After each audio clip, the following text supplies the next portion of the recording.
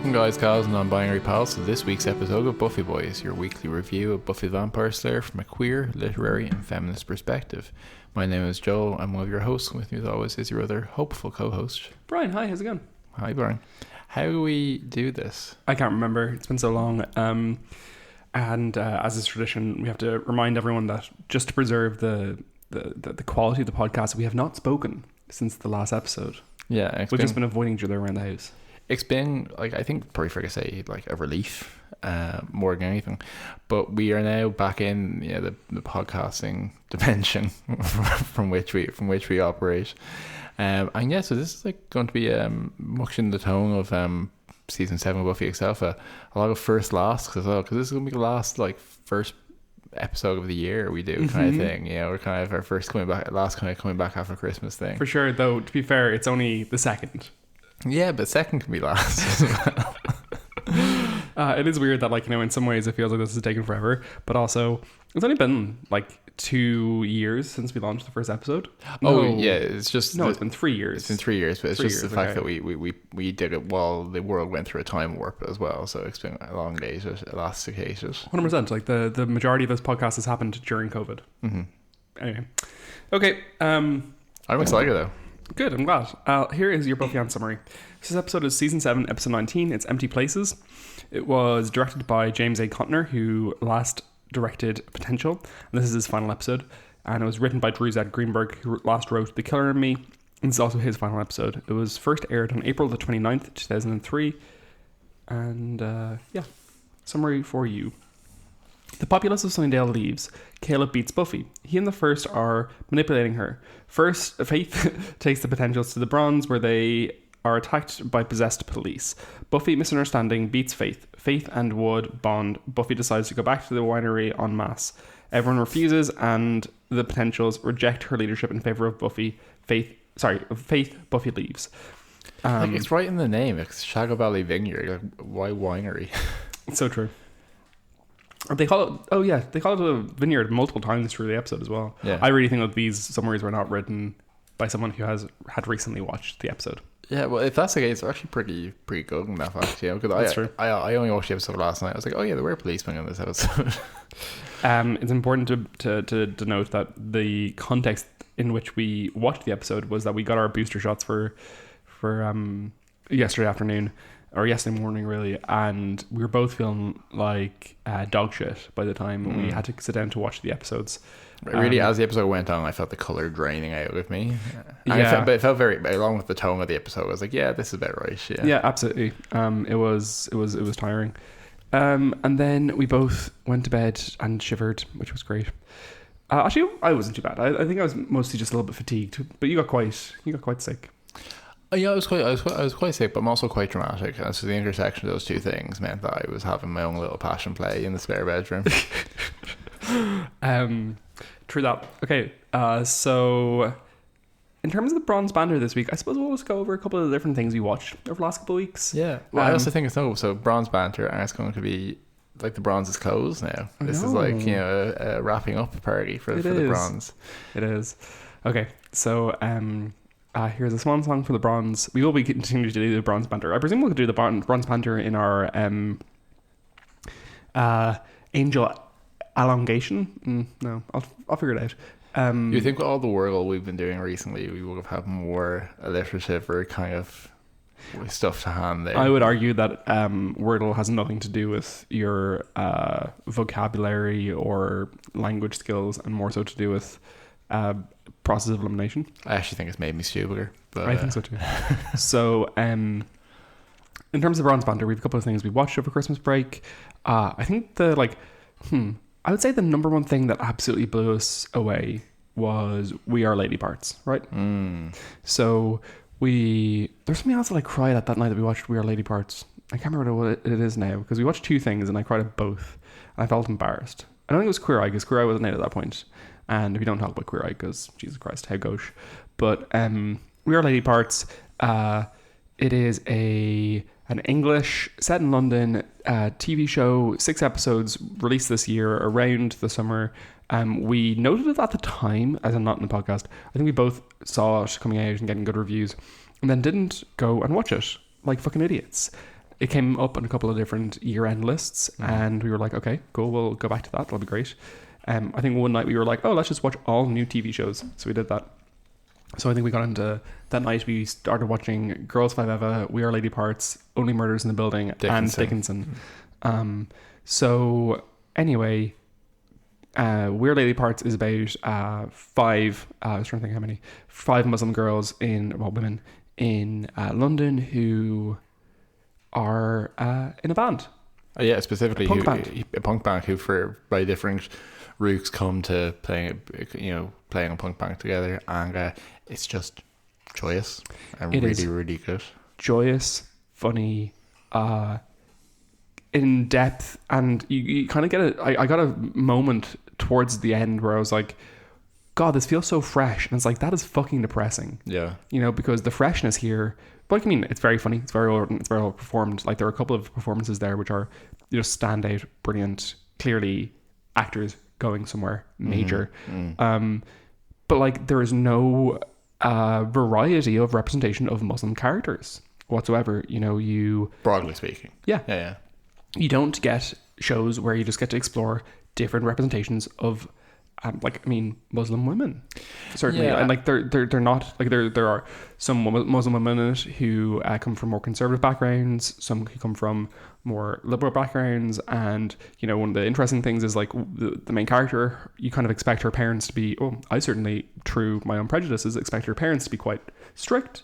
And instead, not to be the kind of the cliche story of her wanting to break out and be in a band, etc. Because her basically she joins the band and she kind of does it unwillingly. Because it's kind of not seen as quite like appropriate. She doesn't consider it to be appropriate on the basis of her faith and cultural understandings. And I kind of felt like, okay, probably parental pressure there.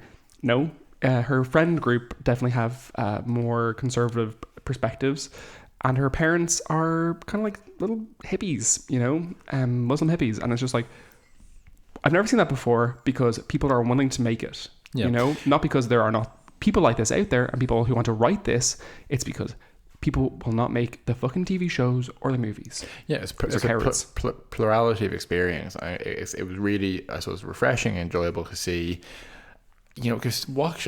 We've said this about a couple of things we watched for the last year or so. To watch something which is not in some ways for me, and I can tell is or I feel is portraying a realistic variety of experience within this community.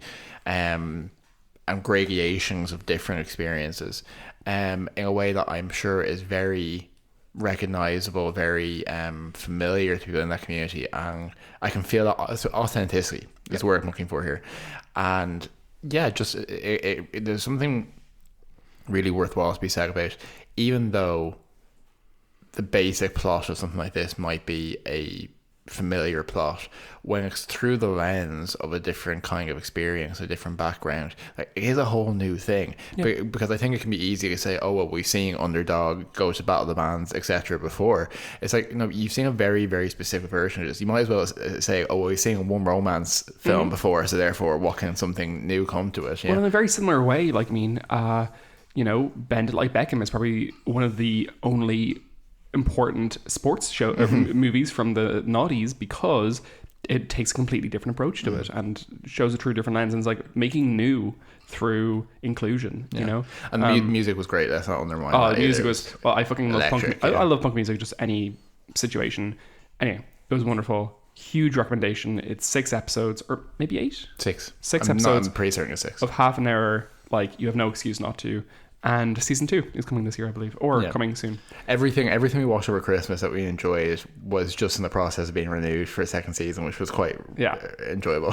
I think we can touch quickly on like Only Murders in the Buildings. You probably heard something about it at this point. It's a Disney Plus show, and it is starring Steve Martin, Martin Short, and Selena Gomez. Who I haven't seen Selena Gomez act except for in the Bad Blood music video. She's really good. Really, really like her. So it is it's a TV show about a murder that happens in a New York elite apartment complex, Upper West Side kind of.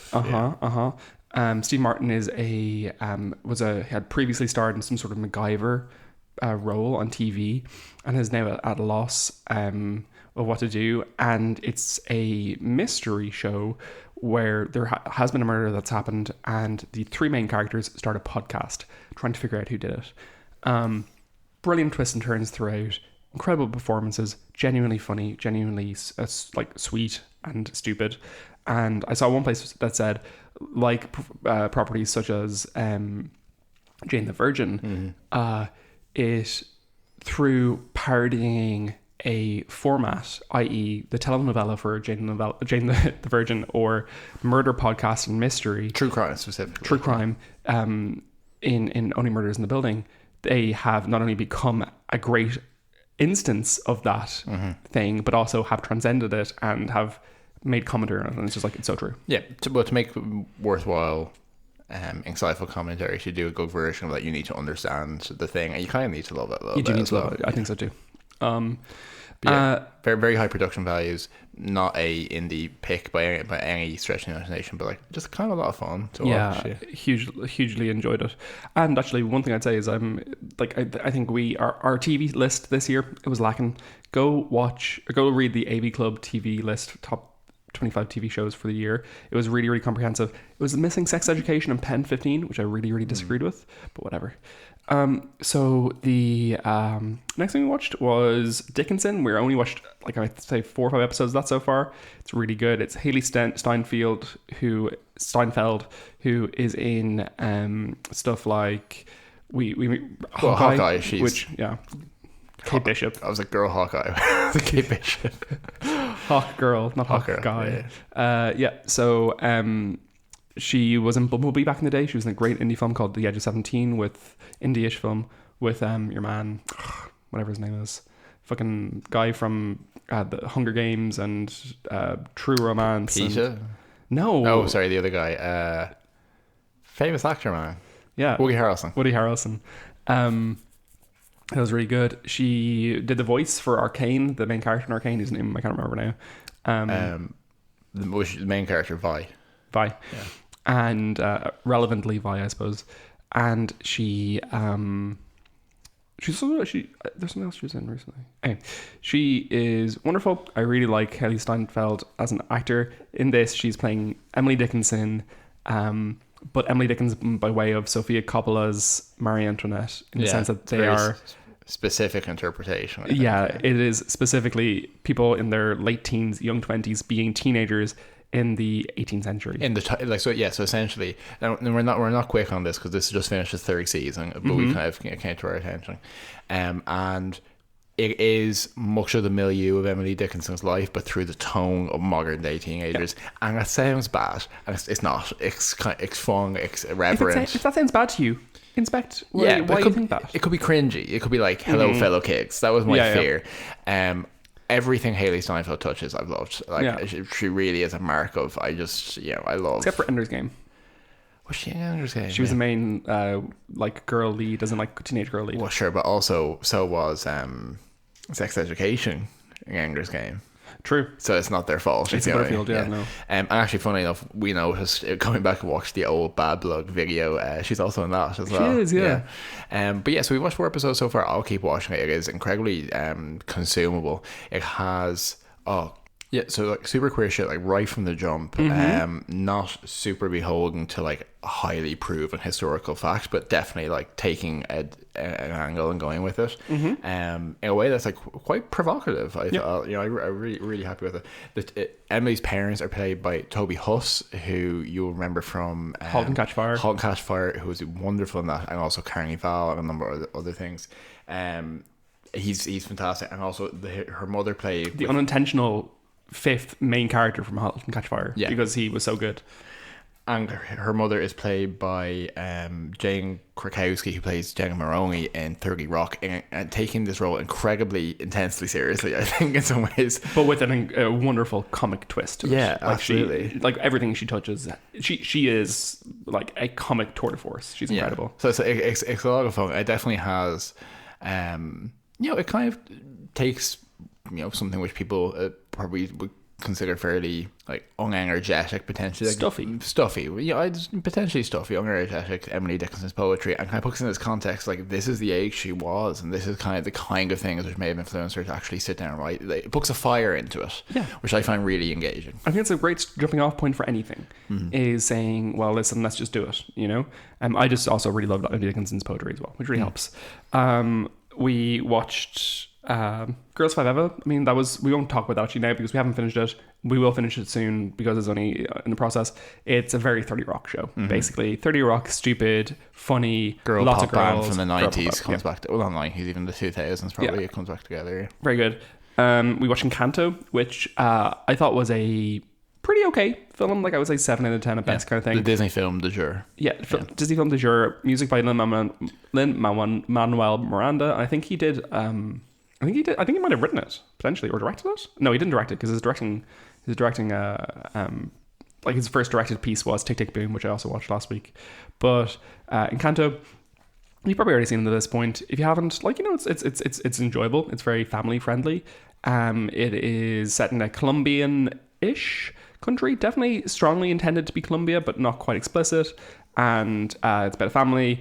It's great it's great to see more people of color in Disney shows or Disney movies, and the music specifically is kind of wonderful. I kind of love it. The music is obviously one of the strongest parts. Yeah, it's setting entirely. I just love Manuel Miranda's cadence to like the way he writes lines. He puts way too many syllables in a given line, and it really works. Stephanie Beatriz is the main voice actor, and she's unstoppably charming as a person. I deeply love her. So it's not my favorite Disney film by any stretch. I felt it lacked a little bit of substance. It was no Moana, but still one of the only films of a sort that's an entirely South American and entirely like non-white setting. Yeah. And you know what I really loved about it was that I was looking at the cast. Basically, there is zero like celebrity casting. Stephanie Beatriz is in it. She is the biggest name. She played Rosa in Brooklyn Nine-Nine. Otherwise, it is like Colombian actors and South American actors who like I clicked into their Wikipedia page and I was like, has worked extensively. Do not know this person very well because they aren't in my milieu. And I was like, that's good. Absolutely cast people who are not like Disney don't do this anymore, where they don't do like celebrity casting and things. Everything is celebrity casting these days in Disney, which was really breath of fresh air. And then otherwise, I suppose we've been loving Yellow Jackets still. We mentioned it last time. We're nearly finished Yellow Jackets, so maybe it's more to talk about when it's done. But it's been appointment viewing for us. It has been incredible. I cannot. If there's one thing you watch walking away from this, it should be We Are Lady Parts. But if it's not that, it should be Yellow Jackets. It is so great companion pieces actually as well. Yeah, Jays are there. Both of them are great companion pieces of Buffy.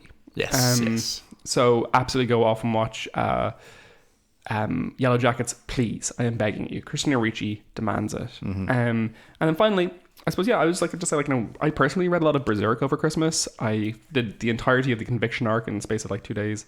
It's been very intense. It's been very wonderful. It's a very, very interesting property. A huge amount of sexual assault built into the story in some ways that are quite appropriate, in some ways that are really inappropriate. It's very intentional, I think, in that way. Like they're trying to talk about it. Yeah. He really is, and just if you've never read a manga before, this is maybe the one. It's it is probably it's fast becoming one of my favorite books. If you can take it all as one book, I'm hugely enjoying it, and it's visually arresting.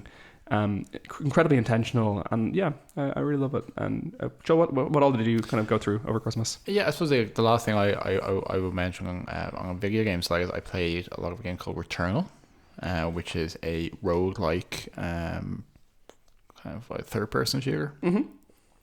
As we mentioned before, roguelikes essentially being that it's randomized or procedurally generated levels and enemies as you kind of go through. Usually a story that involves, most roguelike games will have some narrative reason for why you're in a time loop essentially, and why this place is being randomized, etc. It's kind of an interesting experiment. It was very much a PlayStation 5 focused experience, and kind of very much pushing their hardware.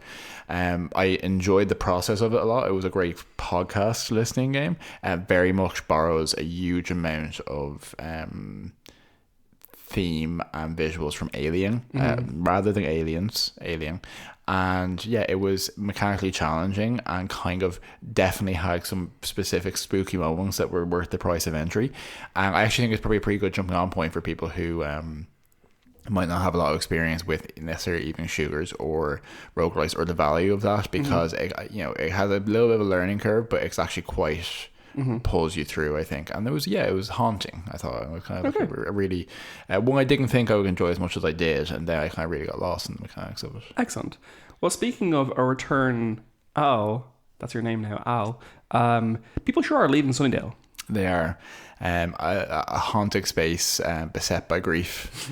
Absolutely. So in this episode of Buffy, we have some challenging emotional themes, I think, throughout this. It's not a happy episode of Buffy at all. So we see a real kind of, really from the jump, kind of in the opening scenes where we have Buffy kind of wandering through downtown, people are trying to leave, and that conversation she has with Clem, heartbreaking, where he is really she is so kind of adrift to an extent, and he is, and like their relationship weirdly is like one of the most like positive relationships across the entire show, and he really is adamant in his own awkward way that this time it's not going to work out. Maybe she should just go and take care of herself. Maybe she should leave, and he pities or like feels sorry for her. It's just such a degree that I was like, oh gosh, like this is actually quite grim.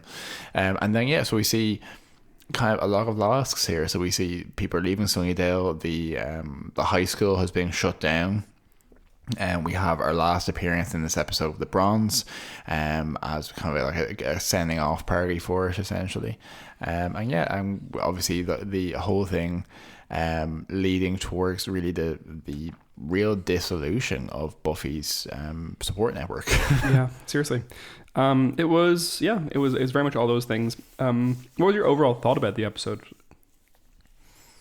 I'm finding it, my overall thought is I found it a hard one to really get a grip on, in terms of how, whether I thought it was good or not, whether I thought what was happening was fair, reflective, what I was trying to say. I felt it was a very it was weirdly very grounded episode. It was a return to, like, even the way they interact with how Xander got injured and the consequences, etc. For the first time in a while, also coupled with how dangerous Caleb is, it did a really good job of really making you feel like, oh, the emotional weight of this, the fear, the sense of, imagine if you were injured and you were like, oh my god, like Xander's life has changed by this, all that kind of stuff. So that felt very heavy. And maybe it's not a fresh take. People have been talking about this part of season 7 for a very long time. I'm like so angry about it as well, in terms of how it resolves and how they kick her out of her own house. Yeah, that was my prevailing thing. Is I think we're meant to, in the episode, interpret some version of that there are two sides to this, or some version of, like, any interpersonal conflict in the show, that there is, there's people you agree with, but there's realistic kind of pressures there. I found it hard to understand why it was everyone so universally turned on her. Yeah. That I maybe, I don't know if that's naive of me, or maybe I'm not thinking of this, with enough perspective, but I really felt like, I don't even know if I feel like it was bad writing, but I didn't understand what it was about this situation that made literally everyone who has always stood by her, like up until dawn, kicking her out of the house, and Willow leaving her in the lurch and all that, like, where that came from. Yeah, so I think there's a couple of things there. I think the ultimate, like, answer is that the writers needed to isolate Buffy before a big, like, explosion at the end, where they all get together again, they all work together, and it's great. You're right, though. I do think that there is an overreaction from the characters that is a little inexplicable, and that doesn't feel like it's necessarily even been building a huge amount to this point. At the same time, writing wise, I can see the threats there. You know, like the conversation between Willow and Xander, where Buffy has dropped in very like perfunctorily to get some information and then left without like taking care of her like very traumatized friend. It's hard. I mean, like it's what she needs to do. I don't disagree that she's like she is a broken woman in this episode. She's very much is trying her best and it's not working. And no, she doesn't have time to be taking care of Xander in some ways. And like the world's about to end, you know? So with that, the conversation that Willow and Xander have, I think, is the number one point to that, like to bring us to where Buffy is at the end of the episode. It is the two of them trying to joke away the fact that he has lost his eye, which, you know, is a genuine, like, a moment of grief for them. They're like, we have, you know, to this point been okay, but God, this is awful. I mean, like, in a similar, like, obviously, it's a funny one because they grieve it more than they fucking do Tara in some ways. Yeah. But it's a visually, like, I mean, a very awful, like, a very good way of communicating, fuck, things are getting really dark and really bad. Yeah, I have to say, there are discrete elements of the episode which I was impressed by and which took me in. And one was, I did feel sympathy for Xander. I actually think that conveyed, you know, it's these like Michael Scott moments where it's like, only like now I feel kind of bad for having hated on him a bit, you know, because you really did get a sense of, gosh, in season 1 there was this like vibrant Scooby Gang thing where they're all, you know, having fun together, fighting monsters, learning things about themselves, and now here we are 7 years later and he is just so broken, you know, by the experience. And I think there's some tremendous acting in this episode. I thought Alison Hannigan in that scene just oh my gosh, like not being able to control herself and like quietly crying and Xander saying please don't, like, and that, fucking hell. And that thing where they really try to like find the joke, you know, because they always have been able to find the joke. That's how they deal. And carrying on from that, the scene where Buffy goes back to the house, the kitchen initially, and they're trying to ask her about Xander and she just can't respond. Because she is fucking traumatized as well. She has dedicated her entire life for the last 7 years to taking care of her friends. Yeah. And she has failed. She was so... do I want to say defeated? But like SMG like fully sold to me like that she was just like, I can't look at you and I can't interact with this. And I'm not sure if it was a great coincidence, but when she's talking to Clem at the beginning of the episode, like Sarah Gallagher has clearly lost her voice. As in she sounds hoarse and like broken, and I was like, okay, this is either incredible acting, which she could be, or like she had a cold at the time and it was incredibly fortuitous.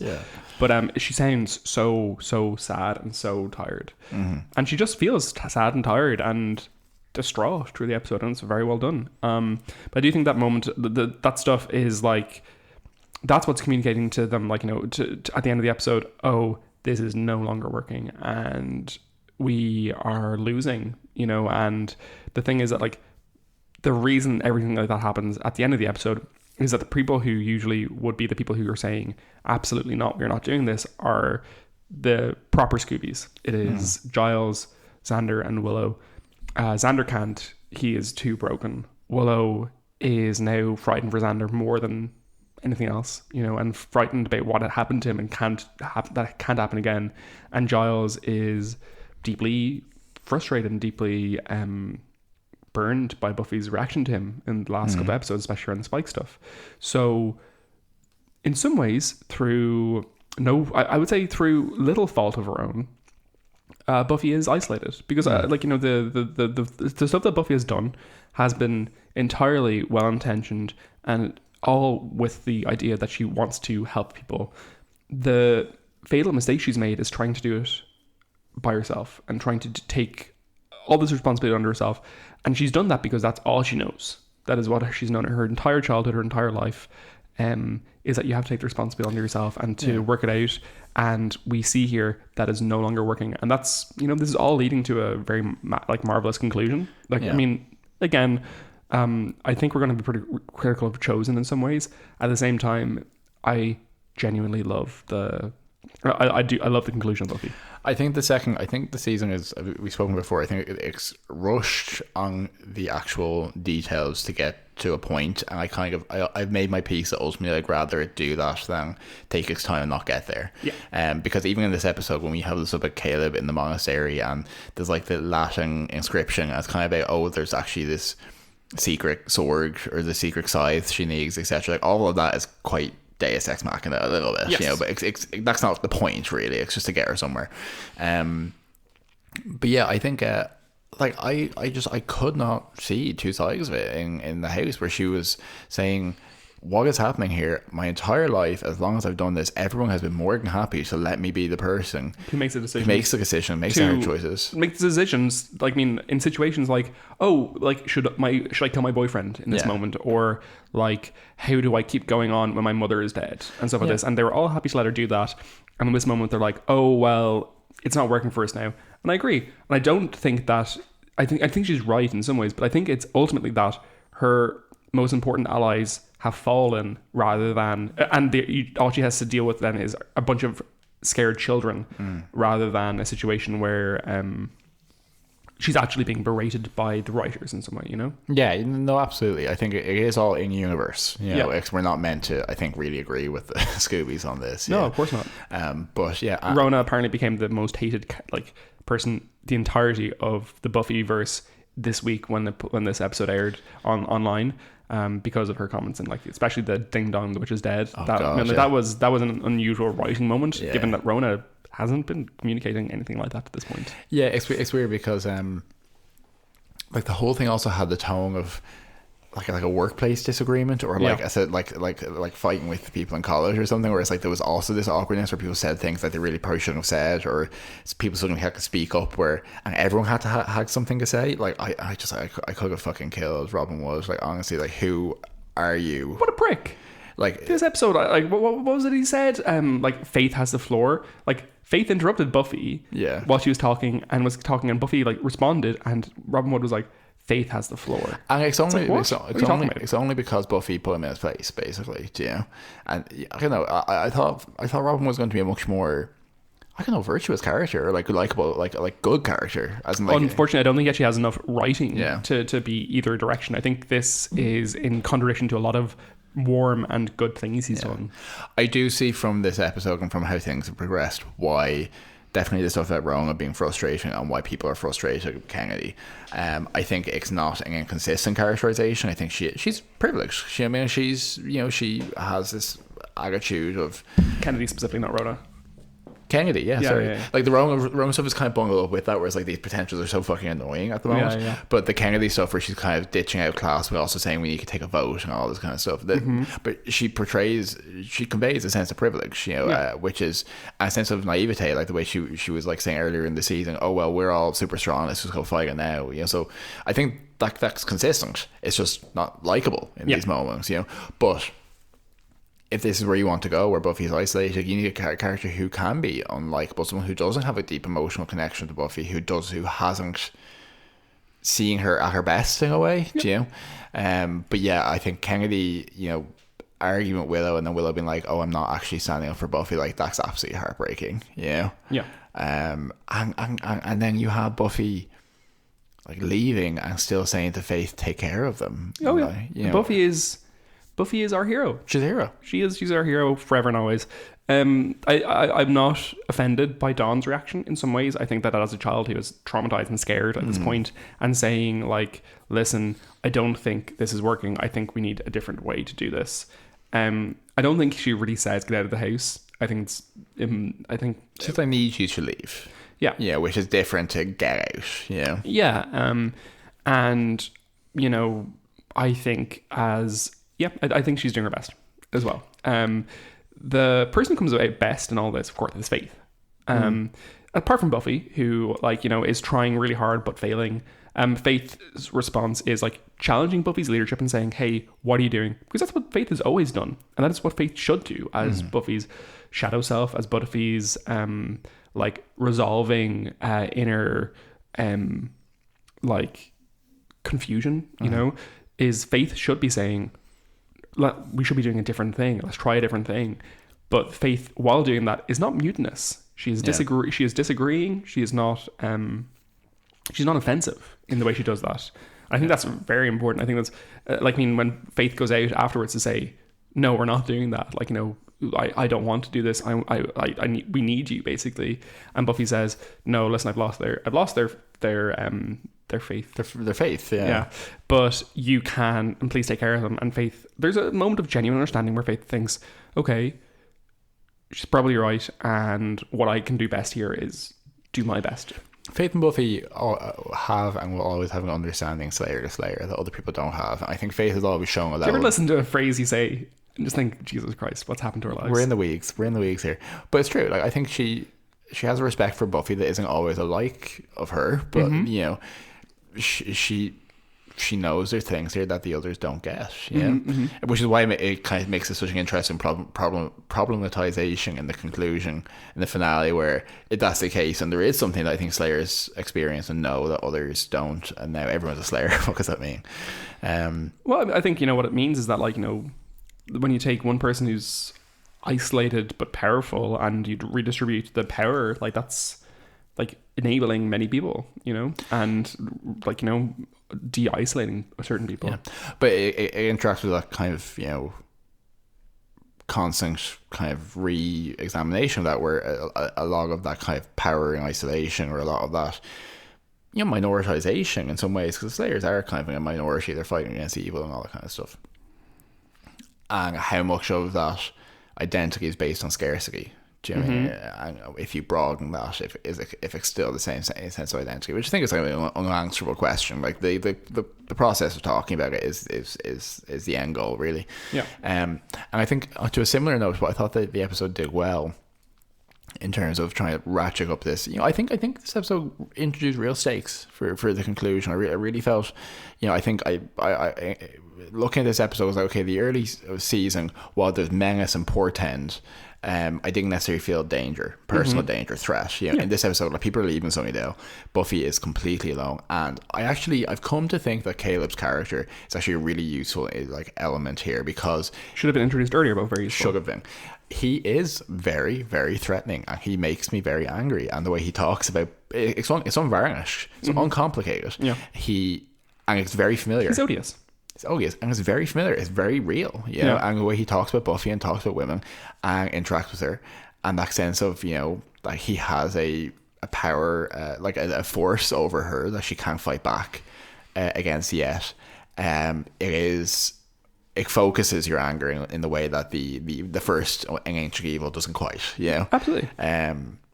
But yet they are very related to each other. So yeah, I actually think I do feel the threat from him, and I do feel the sense of, you know, that there is it's grounded it in a way that I think is very useful. Absolutely.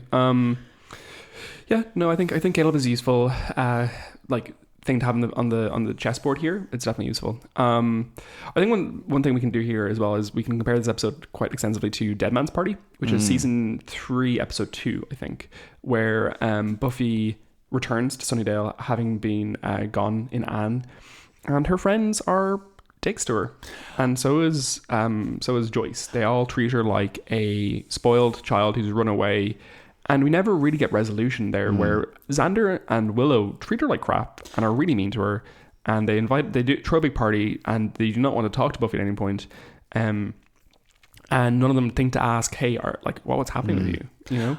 You're absolutely right, and I love that this is what you think of for that episode, because I always think of Dead Man's Party. It's like, oh, when Joyce's friend, I want to say Carol, puts on like a tiki mask or something and turns into a zombie. Yeah, no, that is yeah. I was like, oh, there are other themes in that episode as well. Yeah. Unfortunately, there's like a genuine truth that, like, when mine and your experience of things, like, I remember early on in our relationship, like, it used to be like, I'd be like, I remember the emotional truth of things, and he'd be like, I remember the actual truth. It's like, what actually happened.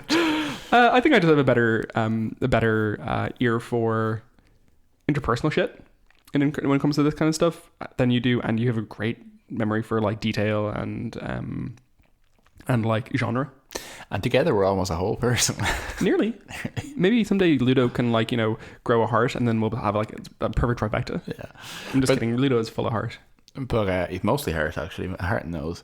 But yeah, no, I think you're absolutely right. I think there's a great parallel with Dead Man's Party, and the same sense of kind of her being, again, adrift in her own house and kind of being there, but not really, for some reason, being welcomed. Or, you know, I think there's often a kind of underlying friction that the Scoobies have where, like, they are centered around her, and there's an element of, like, resentment about that, I think, a little bit, where, you know, it comes up textually sometimes, but also it's, you know, it's this interplay of both they rely on her, but they also put pressure on her, and she benefits from and also takes from them in some ways, and it's kind of very. She doesn't benefit from her role at all, I would say, but it is how they perceive she benefits from them. Yeah, but that's how they perceive her. I don't think that's necessarily the case. Yeah, and you come back to, like, even like some of the stuff that they were saying where Anya was like, oh, have we ever actually examined whether you are better at being the Slayer, better at being the General, or are you just lucky and you happen to be strong? It's like, that is demonstrably, like, has Buffy been has solved disproven. like, one of the things that we've noticed on rewatching the whole thing is that Buffy is at the front lines of solutions for every single solver. thing. Yeah, she's not just a muscle. She's not a muscle. She is a problem solver. She's a quick thinker. She is, when someone needs to pull through with heart, you rely on Buffy, you know? And specifically when she, it's questionable at this point in the story whether it is or isn't the right choice to go back to the vineyard. I think her deduction is saying, I think Caleb also wants her to go there. But she specifically says that this kind of plan and this kind of thing is what she always does. She always has to do. This is not new. It's not a new reckless idea that she has. She always has to kind of, you know, some of the strongest moments in Buffy's have been the big swings where we turn around and they think that, okay, that's a bazooka. Yeah, exactly. They think they have a week to prepare for her if she's just kind of gone straight into it, you know? And I think it's really interesting to examine, like, whether that is, if you can ever say objectively whether that's a reckless or a smart thing to do, if the outcome of the show keeps supporting it. Yeah. You know? Ultimately, the writers here in the writer room were trying to communicate that Buffy has replaced the patriarchal structures of the council with herself as leaderhead. Leaderhead, is that what phrase people use? Doghead, do you mean? No, leader. Just leader. Figurehead. And that is figurehead. Well, and no, that is, it's not figurehead because she's actually doing the shit. Like, no, as the leader. And that is another patriarchal structure. Patriarchal structures, like, are, like, often just demagoguery, no matter the gender of the person at the top. So, and, like, trying to drive her to the point of chosen, which I think is, like, you know, it's an important thing to bear in mind here. Is that is Buffy's sin in this episode, is relying too extensively on that old structure. Though I would argue that, you know, she doesn't have a viable option at this point, and that only becomes available later on. Otherwise, I would say just, like, we should probably quickly note Xander and Andrew's section of the episode where they drive through, they motorbike off. Spike and Andrew. What was it? I think it's Xander. Spike and Andrew, when they motorbike off through the countryside to research all this stuff. It's actually quite charming. I had a lot of time for it. Yeah, well, like James Marsters and Tom Lenk are great scene partners, I think. Yeah. They're both great actors. Yeah. It was enjoyable, and I think possibly that was a little bit of an exploration of, could we have a spin-off of this maybe? And it was like Spike and Son. Daddy and boy. Okay. Do you have any other main points to hit on? No, I think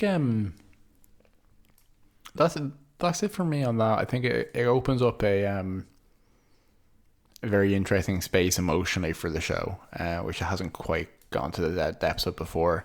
And I think with the final season, you could be in danger of rehashing similar things to previous seasons in terms of, like, where the pressures are. I actually think this is something different. I think it's something you can only do in your last season, because if you came back from this and then had 3 more seasons of people just being happy fighting beside each other, I think this is a notable commitment to actually tearing down the set on the way out. Yeah, agreed. I'd also say that, like, I think that there's hints of this in the season 4 finale where you have the Scooby Gang kind of, like, separating and then coming back together, and that being the point of it. But I think this really goes for it. I think it's also important to never mind the mutineers in this episode. They have no better plan. No, at all. What are they going to do? Anyway, okay. We'll see next week. We'll see. So some Buffy bits there for you, Joel. As you mentioned, this is the final appearance of the Bronze, and that is, of course, Nerf Herder playing in the Bronze. Nerf Herder, who do the theme song for Buffy. So that's nice.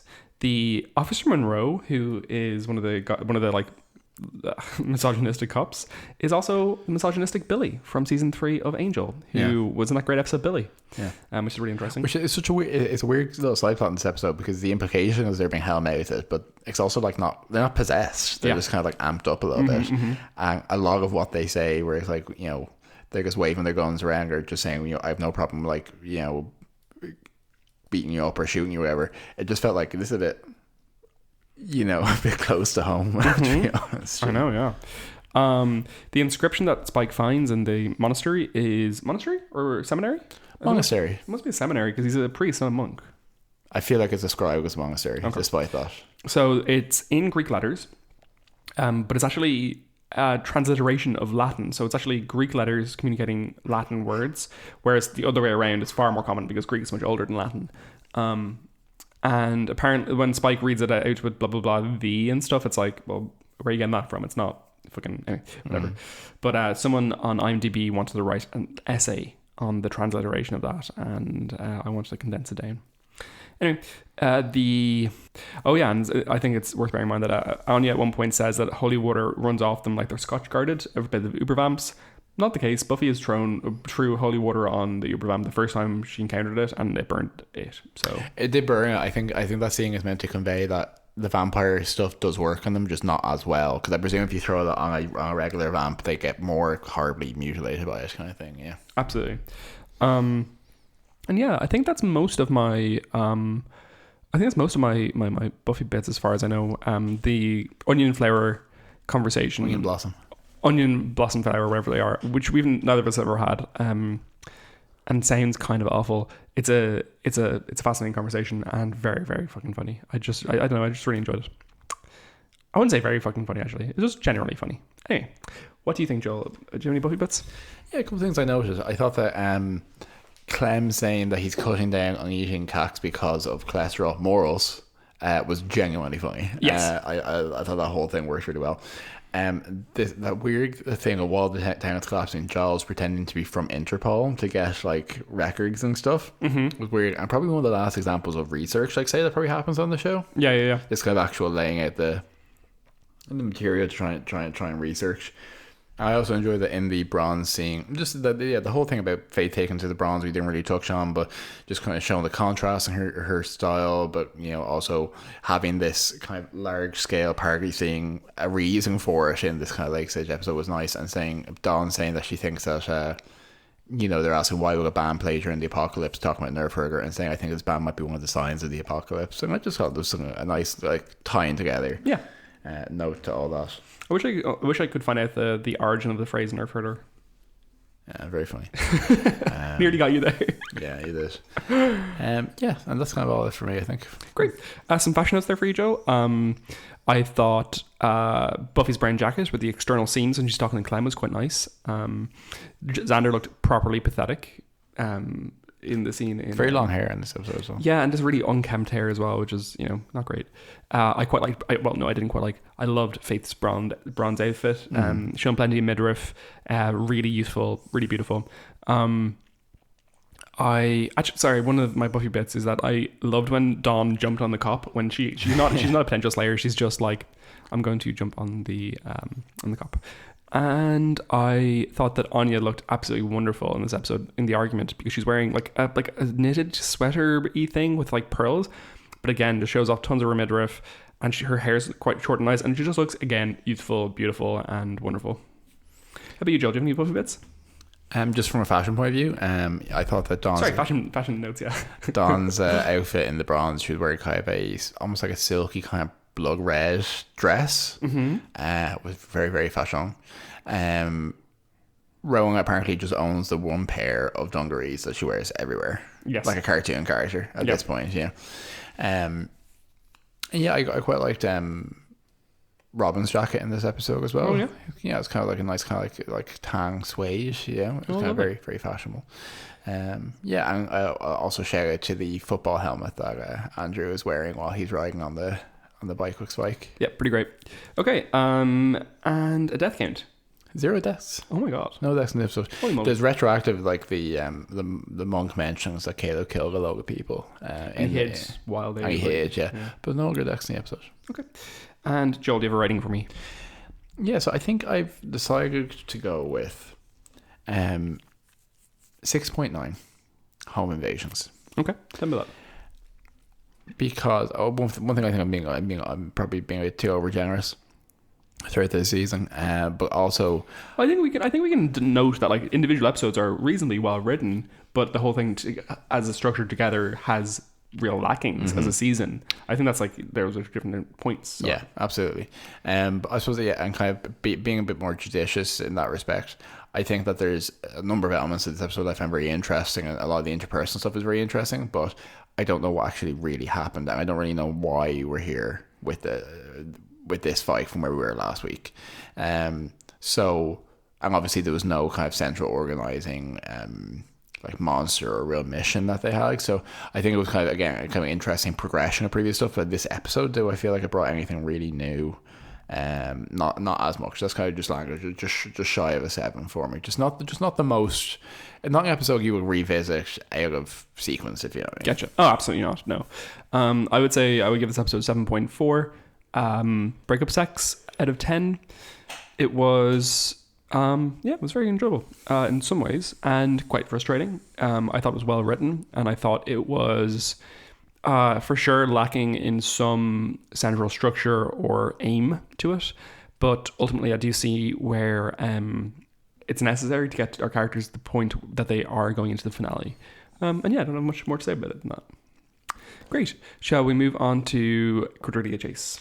Yeah, so over on the Cordelia Chase, we have the episode The Magic Bullet. Yeah. So we are fully in the throes of Jasmine's domination of the local populace, actually, because it becomes clear that it's actually not like a massively widespread effect yet. Yeah, she's been using it. She's been going on like local news and stuff, and that's been like distributing some Jasmine crazy. Because she hasn't heard of YouTube or anything, and because it didn't exist. Yeah, of course. It's an interesting setup, actually. I was pleasantly surprised that this episode was like watchable. You know, I think some of the I think specifically, the part that I dislike about the Jasmine arc is kind of the really turgid baby stuff. Yeah. And this is at least more, you know, it progresses nicely. So I think we have kind of this interesting dynamic where everyone in the Scooby Gang except for Fred, or not the Scooby Gang, the Fan Gang, have been fully bought over. But now we're kind of getting into what's the mechanics of like what do you actually do day to day once you're in love with this gosh, yeah. So they have the whole Hyperion Hotel is filled up with pilgrims to this cult essentially.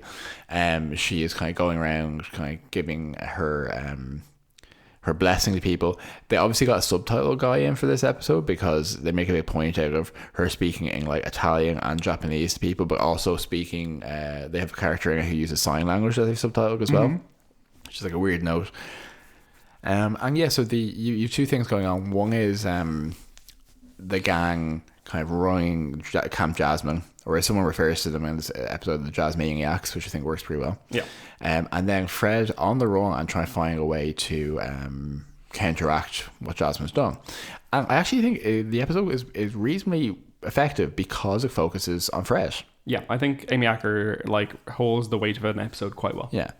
And I actually think it's kind of an interesting perspective because it's not just that she has been broken out of the spell. She is experiencing grief because she wants to still love Jasmine. She feels a loss, which I actually think is kind of an interesting angle rather than just be like, oh, I've realized that all of that fell away straight away.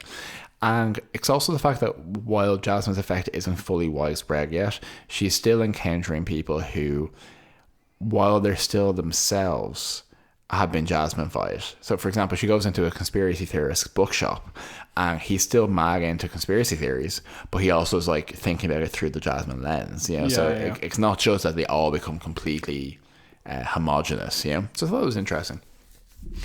And we have a reasonable amount of comedy actually in the episode in terms of, you know, them all being super excited for like karaoke night with Jasmine and kind of everyone, you know, talking about their favorite thing about her and all that, and also some moments of horror. So you see, at one point she starts to have the power to speak through other people in her network, and I think it's like a man runs her off the road and his car catches fire, runs Freg off the road trying to track her down, and then he gets out while on fire. This poor stuntman walking towards her saying, Freg, it's okay, come home, there's nothing to be afraid of. That's horror. That's like pretty decent, actually, I think.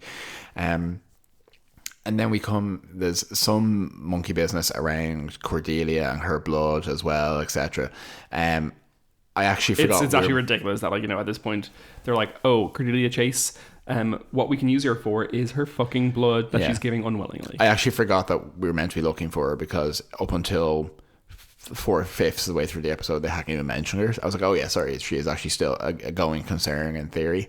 But yeah, it culminates with Freg shooting Jasmine and the bullet carrying the blood through shoot Angel behind Jasmine, and Jasmine's blood purifying him, essentially breaking the spell. And that by the end of the episode, all of the Angel gang except for Connor have successfully been turned back. But Connor is not turned back because he's never actually under a spell. Yeah, it's ambiguous because they do give her the blood, but I'm pretty certain that the outcome of this, by the end of the arc, we find is that he never was under a spell. So that's all a little bit muddled, but watchable. And I thought the Freg stuff pulled me along. So yeah, I'd probably give it again, or 7 failed feminist gestures. I went for 6 failed feminist gestures. I thought it was the Cordelia stuff was ridiculous, and I found I do think this all goes quite bad, quite slow, and any scene where Jasmine was actually in it I found bad. I found the karaoke scene genuinely funny and so fucking out of place.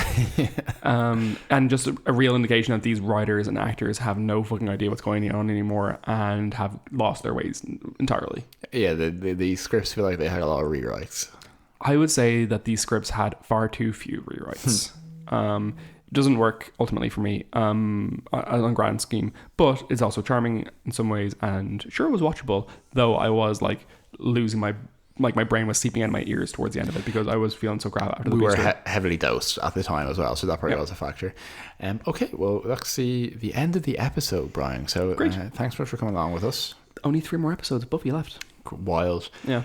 Very happy to be back. Very happy to be back in the Buffy Boys hot seat. If you enjoyed this episode, please let us know. Tell your friends. Tell the ungrateful house guests in your life. I will do. Booker. Just getting Ludo. We will see you next time right here on Buffy Boys. Buffy Boys. See ya. Cheers.